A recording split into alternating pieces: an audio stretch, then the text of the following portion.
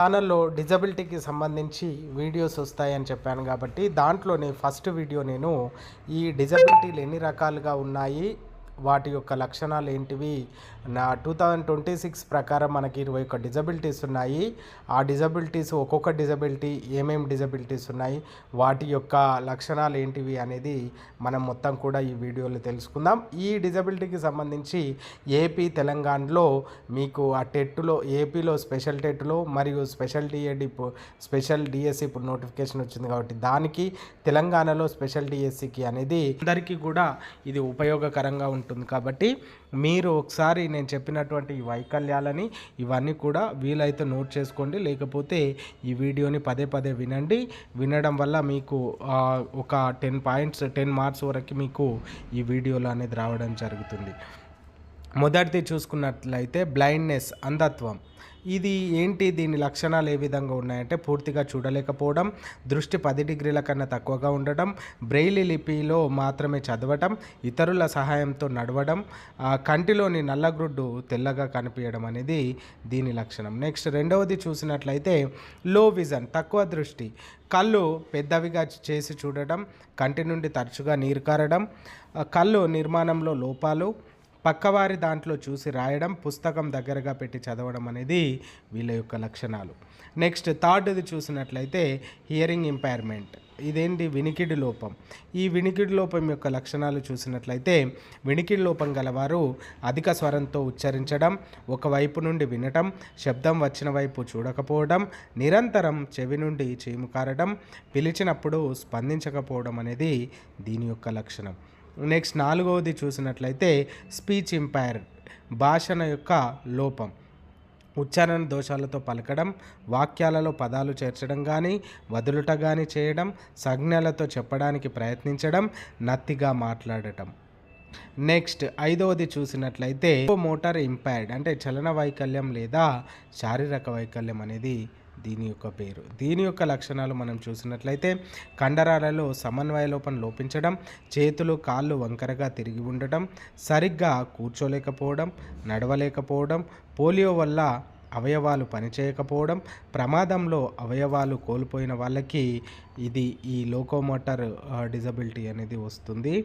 Next చూసినట్లయితే ఆరవది mental retardation, మానసిక వైకల్యం లేదా బుద్ధిమాంద్యత అంటారు.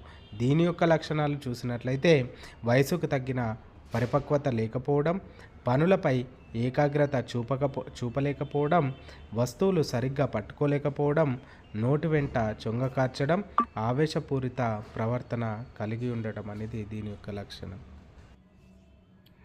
నెక్స్ట్ మనం చూసుకున్నట్లయితే స్పెసిఫిక్ లెర్నింగ్ డిజబిలిటీ, అంటే నిర్దిష్ట అభ్యాసన వైకల్యం గురించి దీని యొక్క లక్షణాలు ఏ విధంగా ఉంటాయని చూద్దాం. కొంతమంది పిల్లలు పైకి సాధారణంగా కనిపిస్తున్నప్పటికీ అక్షరాల మధ్య తేడాలను ఖచ్చితంగా గుర్తించలేకపోవడం, ఒక గుర్తుకు బదులుగా మరొక గుర్తును వాడటం, చదవడంలోనూ రాయడంలోనూ మరియు విషయాన్ని అర్థం చేసుకోవడంలోనూ సమస్యలు అనేది ఎదుర్కొంటాడని చెప్తున్నారు. నెక్స్ట్ ఎనిమిదవది చూసినట్లయితే సెర్బల్ పాల్సీ, మస్తిష్క మెదడు పక్షవాతం. వీటి యొక్క లక్షణాలు ఏ విధంగా ఉంటాయి అనేది మనం చూసినట్లయితే కండరాలు బిగుసుకొని ఉండటం, మెడ నిలపకపోవడం, తరచూ చొంగ కార్చడం, నడుచుతున్నప్పుడు కాళ్ళు కత్తెర వలె పడటం, కేంద్ర నాడీ వ్యవస్థ అనేది దెబ్బతింటుంది ఈ ఎవరైతే సెర్బల్ పాల్సీ ఉంటారో వాళ్ళు. నెక్స్ట్ తొమ్మిదవది చూసినట్లయితే ఆటిజం.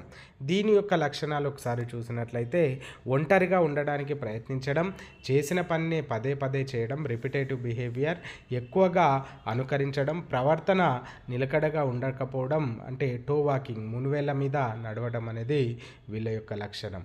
నెక్స్ట్ 10వది చూసినట్లయితే మల్టిపుల్ డిజబిలిటీ, బహుళ వైకల్యం, అంటే ఒకటి లేదా అంతకంటే ఎక్కువ రకాల సమస్యలు కలిగి ఉండడాన్ని బహుళ వైకల్యం అంటారు.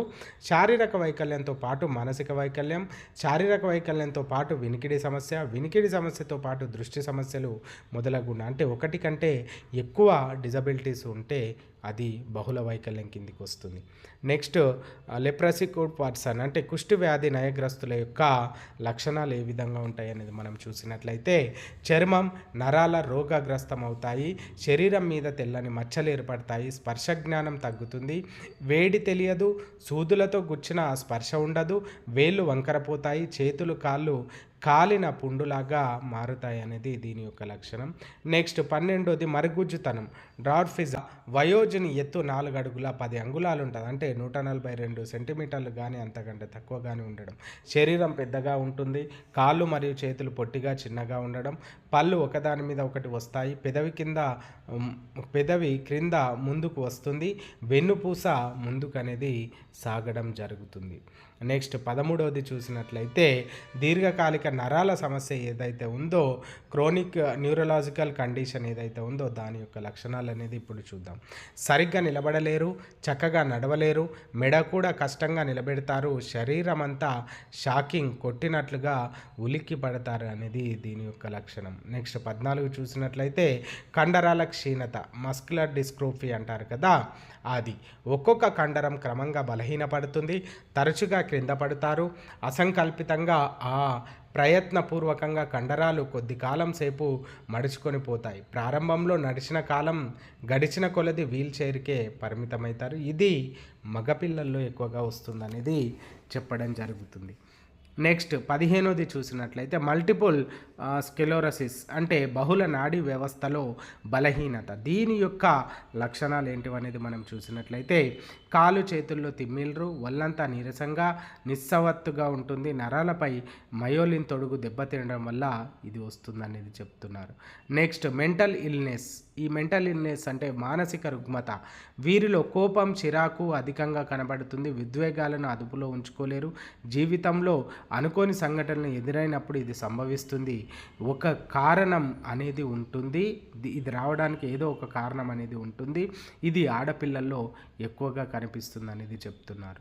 నెక్స్ట్ 17 చూసినట్లయితే యాసిడ్ అటాక్ విక్టిమ్, అంటే యాసిడ్ దాడి బాధితులు. అంటే చర్మంపై కాలిన గాయాలు ఉంటాయి, చర్మం బిగుసుకొని పోయి ఉంటుంది, చర్మంతో పాటు నరాలు కూడా దెబ్బతింటాయి. యాసిడ్ పడిన శరీర భాగాలు సరిగ్గా పనిచేయకపోవడం వలన ఇతర వైకల్యాలు కూడా సంభవిస్తాయని చెప్తున్నారు. Next 18 thalassemia. ఈ తలసేమియా అనేది ప్రతి 15 రోజులకు ఒకసారి రక్తం ఎక్కించాలి. హిమోగ్లోబిన్ శాతం తక్కువగా ఉంటుంది, రక్తం ఎక్కించినప్పుడల్లా చాలా హుషారుగా కనిపిస్తారు, తగ్గిపోయే కొద్దీ నీరసంగా ఉంటారు అంటుంది. 19వది చూసుకున్నట్లయితే హెమోపీలి, అంటే రక్తం గడ్డకట్టని స్థితి. రక్తం గడ్డకట్టకపోవడం ఈ వ్యాధి లక్షణం. చిన్న దెబ్బ తగిలిన రక్తస్రావం ఎక్కువగా అవుతుంది, సాధారణంగా చిన్నపిల్లల్లో ఎక్కువగా కనిపిస్తుంది, మగపిల్లల్లో ఎక్కువగా ఈ వ్యాధి అనేది వస్తుందనేది చెప్తున్నారు. నెక్స్ట్ 20వది చూసినట్లయితే కొడవలి కణ రక్తహీనత. అంటే కొడవలి కణ రక్తహీనత అనేది కడుపులో ఎడమవైపు నొప్పి ఎక్కువగా వస్తుంది, గుండె అధిక వేగంతో కొట్టుకుంటుంది, చాలా బలహీనంగా ఉంటారు, తరచూ తలనొప్పి, జ్వరం వస్తుంటాయి, శ్వాస సంబంధిత వ్యాధులు కూడా తరచుగా వస్తుంటాయి, హిమోగ్లోబిన్ తగ్గి రక్త సరఫరా అనేది తగ్గుతుంది అనేది దీని యొక్క లక్షణం. నెక్స్ట్ 21 చూసినట్లయితే మెదడు నుండి నరాల బలహీనత, పార్కిన్సన్ డిసీజ్ ఉంటుంది కదా, అది. శరీరం వణుకుతూ ఉంటుంది, కండరాలు పట్టుకుపోవడం, మెదడు నుండి శరీర కండరాలకు ఇన్ఫర్మేషన్ రాకపోవడం, అసంకల్పిత కదలికలు చేయడం అనేది వీటి యొక్క. ఇది మీ అందరికి కూడా యూజ్ అవుతుందని ఆశిస్తున్నాను. చూస్తూనే ఉండండి, లైక్ చేయండి, షేర్ చేయండి, ఛానల్ సబ్స్క్రైబ్ చేయండి, బెల్ ఐకాన్ క్లిక్ చేయండి. మీ మిత్రులు ఎవరైనా ఉంటే వాళ్ళకు కూడా షేర్ చేయండి. ఇది చాలా వరకు ఈ స్పెషల్ ఎడ్యుకేషన్ ఫీల్డ్లో ఉన్నటువంటి వాళ్ళందరికీ కూడా యూజ్ అవుతుంది అని ఆశిస్తున్నాను.